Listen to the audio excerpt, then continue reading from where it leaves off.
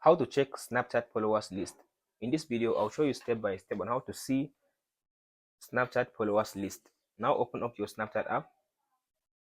After you open your Snapchat app like this, now go to your profile. After you go to your profile like this, now all you have to do now, as you can see now, tap on this public profile, this one. After you come to this public profile, as you can see now, for now, as you can see, I have, here is now my followers. As you can see now, this one, I have this 11 followers. Here is my followers. Now I have 11 followers on this account. So as you can see now, I have 11 followers. So now tap on this pencil icon, this one. So after you tap on the pencil icon like this, now make sure you turn on this option, show follower count, show followers count. So make sure you turn on this option now, show follower count. So now go back.